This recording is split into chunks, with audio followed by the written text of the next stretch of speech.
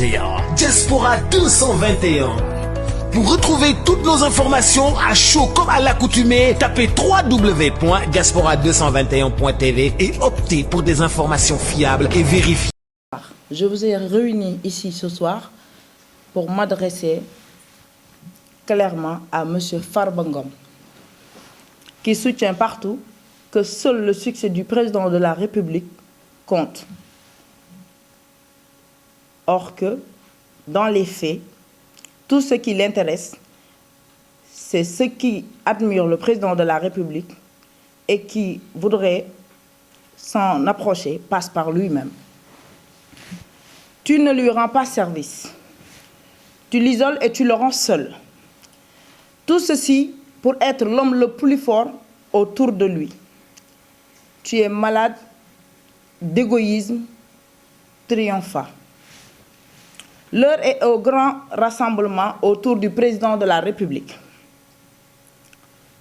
L'heure est à ne ménager aucun effort dans la vulgarisation de ses grandes réalisations. Un chef n'est fort que de par les gens qui l'entourent, qui vont énergiquement dans la réalisation de sa vision. Macky Sall est grand.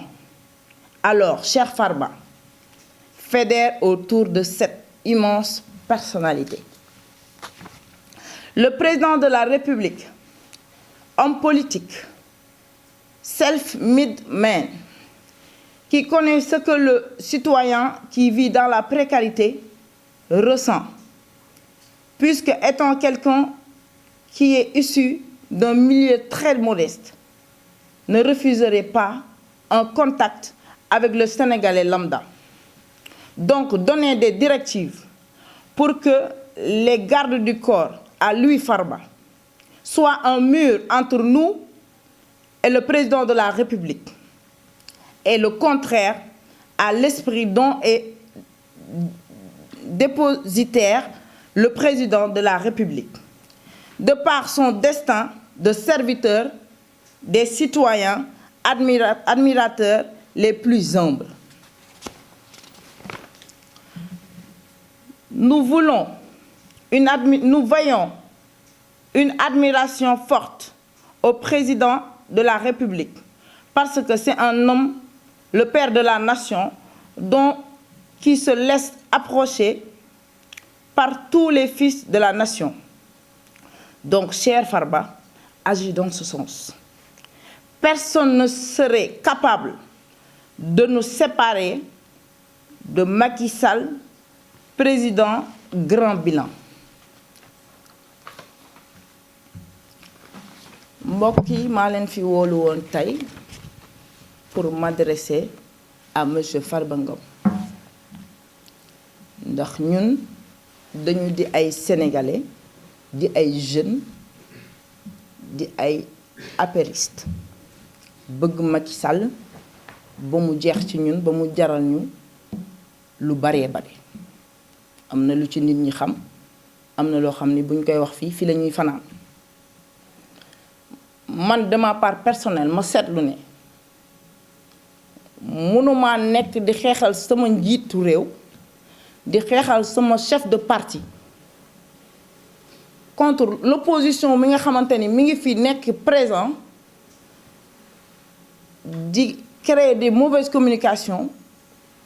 pour jaxase population bi ak président bi ma war a taxaw jàkkaarloo ak ñooñu wax ak ñoom dëgg ba pare ma gis ci sunu biir am ñoo xam ne dañuy jéem a écraser moo tax tey moo woo leen fi tey pour ñu waxtaan ci loolu. La première fois dañoo daje ñun ak le PM ak yenn ci kilifa yi permanence pour préparer meetingu Pikine bi mu waxee moom Farba ba pare mu jox Mbaye Ndiaye mu jox Guirassy suma juumul après mu jox PM daal ne nañu jox kàddu gi jeunes yi ñu wax wala jigéen ñi wala ak góor ñi mu ne déedéet kenn du waxal rek PM après ñu def ñaan Donc on n'a pas pu ce jour-là s'exprimer. Et ce meeting de Pikine était très important pour moi parce que moi, je suis de Djid de Thiaroye Kao. J'ai milité là-bas pour Alternance 2000, ainsi de suite, ainsi de suite. Donc j'avais envie de m'exprimer, il ne nous avait pas laissé l'occasion. Arrivé à la meeting de Pikine, moom moo yoroon feuillam, moom moo décidé qui wax ku waxul. En plus de ça, on ne m'a pas laissé l'occasion de chanter le président de la République, M. Macky Sall. Ku ne xam na ni Ngola Diva artiste chanteuse la, ku ne xam na ni Ngola Diva politicienne la, ku ne xam na ni Ngola Diva waykat la te waykatu président la. Kon bu ma sañoon bu président di amale ay xew-xew damay toog foofu way ko bàkk ko. ñu jógee ci loolu ñu dem Thiès ñu yegsee ñoo ngi fa yegsi ay 1h du matin ñu toog ba ay maanaam 5h ñuy noddu ci laa dugg ci biir permanence bi après fexe ba jege président di ko nuyu fi ma naan La Diva comment vas-tu far ba xëcc ko buux ko yóbbu ko muy 2 fois. beneen bi ci topp ñu dem jiitu ko Malicounda bi ñu yegsee l'adjoint maire dalal ñu jox ñu ay carte yoo xamante ni mooy carte turbine présidentielle ñu dem foofu ñu inscrire sama tour pour ma war a def prestation pour way le président Macky Sall bi mu ñëwee mu teggiwaat loolu ba ñi nga xamante ne ñoo way avant l'arrivée du président ñoom ñoo wayaat ab pendant bu président toogee bi ma toogee gis que moom mu dox waaxu xëcc loxo Doudou Ndiaye Mbengue indi ko pour mu way ma xam ni man mi daf ma nar a def comme ni may def d'habitude jaay ma doole parce que xëy na daf maa xeeb moo tax ma wàcc ci tribune présidentielle bi pour dem ci animateur bi ne ko lan moo tax woowuñu ma ak lan moo tax wayu ma ci laa gis benn ci garde corps am yi jóge ci moom ñëw ñu déyante que kii sol lu ñuul li bu mu yéegaat tribune présidentielle et sama carte tribune présidentielle mu ngi nii. Donc ma bëgg a xamal monsieur Farba que le parti APR ne lui appartient pas, le président Macky Sall ne lui appartient pas, moom munul cëppi ba mën li 1 million de Sénégalais mën munul cëppi ba mat 1 million de Sénégalais. Et le président de la République Macky Sall, il a besoin de plusieurs millions de Sénégalais. Comme ni ma ko waxee sànq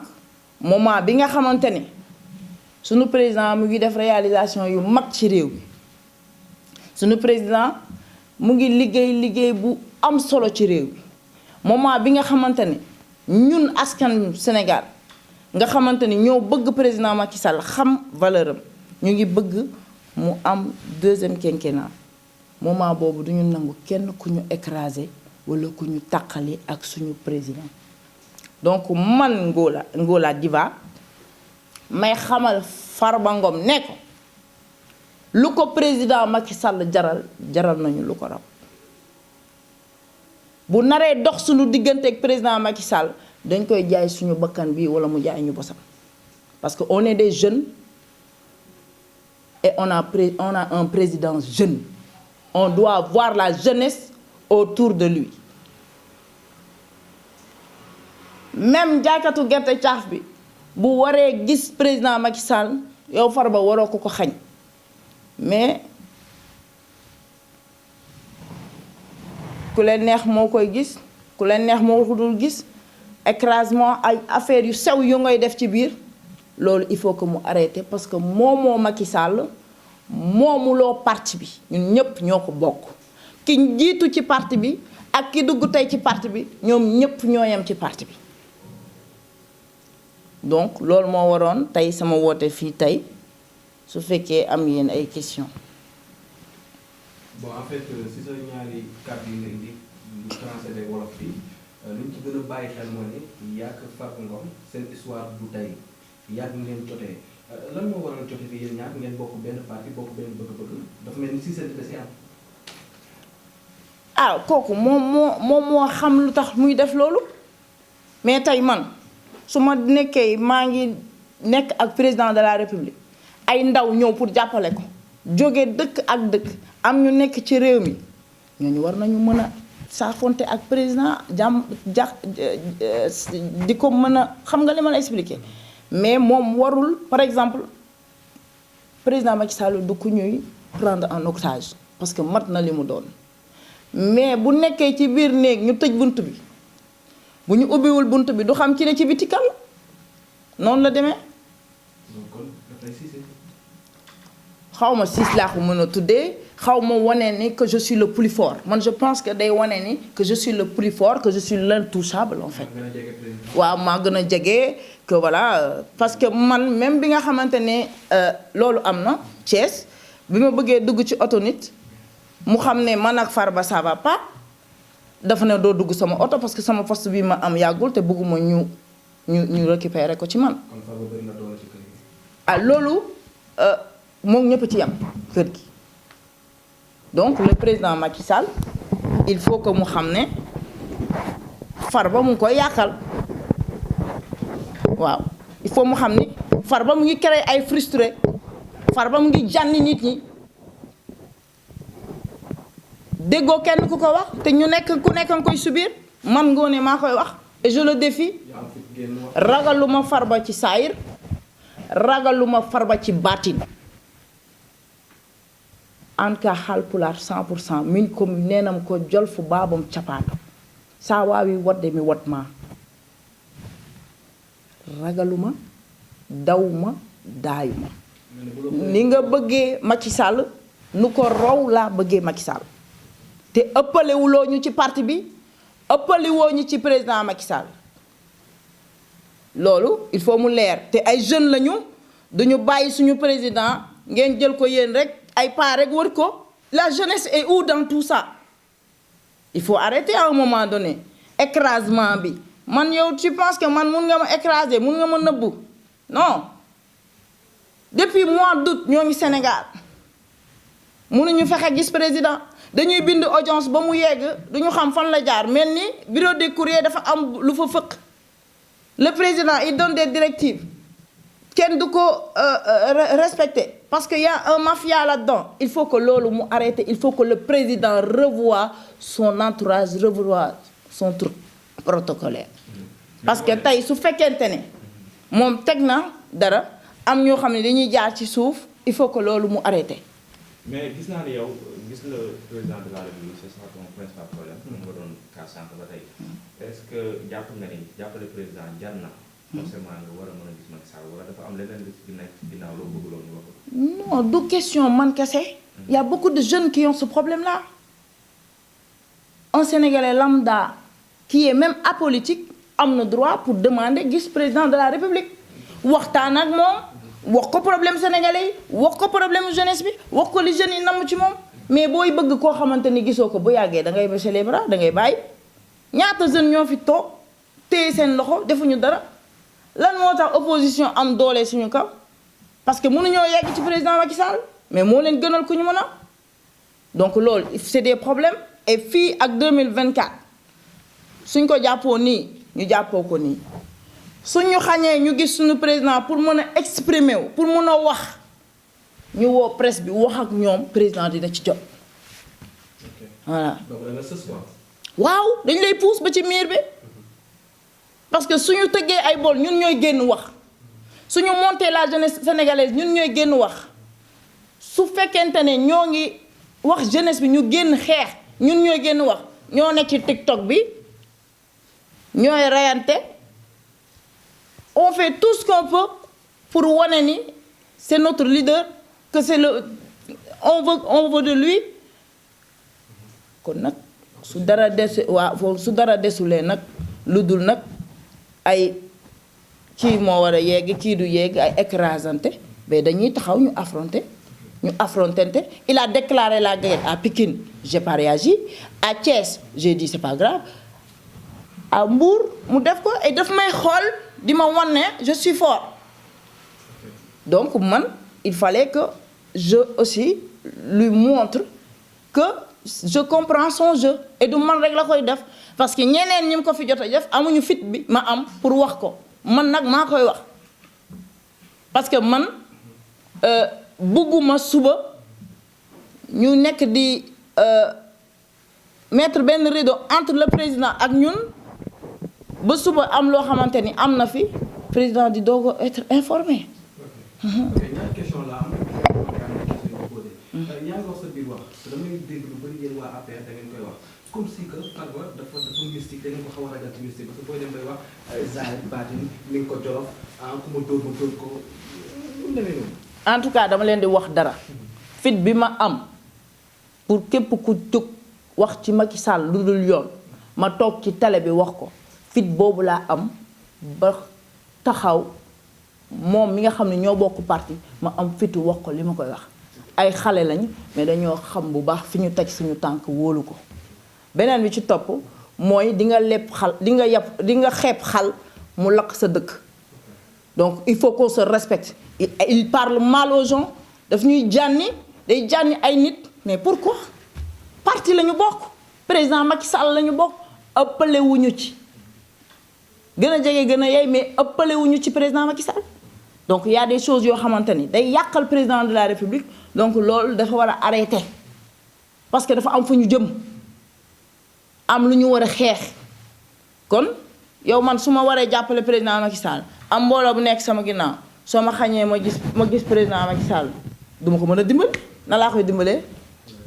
man moom ni mu xamee ni dama bëgg Macky Sall di woy président Macky Sall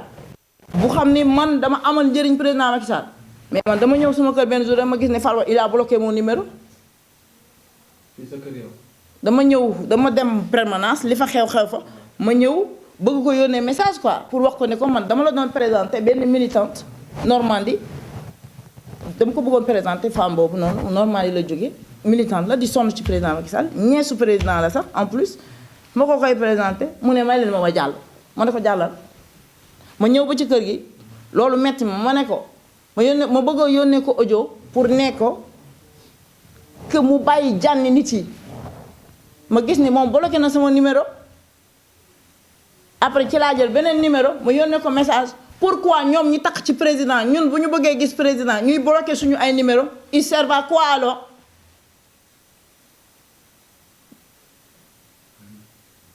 kon yow yaa Farba am ngeen jaar-jaar lu tax muy du man rek la ko def amul benn jaar-jaar du man la ko def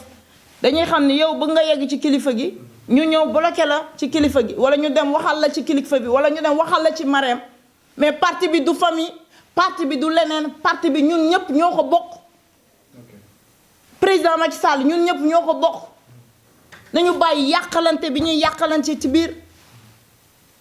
man biir na ma ni amal naa njëriñ Macky Sall man Macky Sall maa ko amal njëriñ leer na ma moo tax ma jógee France ba fii kon man keneen moo ma waroon xeex mais pas ku nekk ci biir parti bi ak mag bu toll ni moom mais nag comme il a déclaré la guerre on va faire la guerre ensemble parce que kër gi am na kilifa parce que kër bu lëjee borom kër gi boo koy lijjal donc il y a des choses yoo xamante ni rafetlu wuñ ko yor say garde corps kii bu mu yegg si fii kii bu mu yéeg dóor leen kii gajj leen kii xos leen kii le président doit être au courant de ça man lu ma gëmul duma ko wax Farba xamul fu ma dëkk man président Macky Sall moo ma ñor moom laay jàppale moom laa gëm mais mbégte bi muy am bu nekkee ak moom mbégte boobu la ñuy am ñun pour nekk ak moom kon amul bu président di wax ak ñun mu koy xëcc di koy mbooloo bi day ñëw amul loolu donc à un moment donné il faut on clarifie les choses mu bàyyi xeebaate bi ñi nga xamante ni aussi ñoom xëy na mu ngi leen di def yenn ñu koy supporter ah ñoom la rek ah mais man moom je dis clairement ici li ma ko wax nii si sama xol laa ko tuddee dëgg la ci man. loolu leer na ngeen baal ma rek mais am na laaj bu ma la bëgg a laaj boobu laay tëjee. maanaam ci côté audience bi. dafa am kilifa bu génn di ci leeral muy amee Khalifa Niass def na ci ay révélation nee na pale sax gars yi dañuy jaay audience yi te loolu jot na ñu leeral ko président. en tout cas lu mën a xew président de revoir entourage am bu dee bëgg na dem 2024 ñu gagné ko ci nu mu gën a gaawee nu mu leeree na revoir son entourage na revoir son service protocolaire parce que yow boo jëlee ay nit nga teg leen fa ñii nekk ay protocole ñii nekk ay kilifa am koo xamante ni dafa sës ci yow am ci ñoom dogal boo tegee sax mën na ko ñëw teggi en douce parce que kooku day craindre postam donc yooyu yëpp mu ngi ci donc à un moment donné il faut que ñu respecter nit ñi respecter citoyens yi xam ne moom ñoom faluñu leen ñun président Macky Sall lañ fal te président Macky Sall moo leen fal léegi nag moom comme il est honorable député il est l'ami du président est-ce que Farba il est vice-président il est pas vice-président waaw mais il est pas vice-président mais c'est le bras droit du président. loolu fan lañ ko bind fan nga ko gis c'est son ami point donc tout ce qu'il est en train de prendre c'est lui qui prend de l'ampleur il le prend Farba fan la nekkee politicien professionnel yi muy def yëpp day yàqal président ku jege président Farba écarté na la ku jege président Farba écarté na la léegi moo tax léegi dañ koy bàyyi muy def lu ko neex di wax lu ko neex kenn du ko il faut que le président revoie cela il faut que le président revoie cela parce que le Sénégal c'est pas un panteré le Sénégal n'appartient pas à 3 personnes le Sénégal appartient à tous les Sénégalais donc moom na xoolaat bu baax comportement am concernant les audiences dañ koy jaay ñu ko man ut ba léegi maa ngi wut audience te wax naa ko président Macky Sall nee naa ko ba ma ñëwee ba tey mënuma laa gis te koo ci sonal ne ko dama bëgg a gis président da lay bloqué sa numéro lay bloqué pourquoi bëgguñu nit ñi ñu gis président bi what happened lan mooy problème bi ñun war nañu am pour gisanteeg suñu président toog ak moom wax ak moom wax ko li ñu namm ci moom li ñu namm ci jeunesse bi ci moom mais nag yii nii dafa war a arrêter pour ñu mën a avancer pour li ñu bëgg a am ñu am ko parce que on a autre chose à faire que de se renvoyer des pics entre nous wasalaam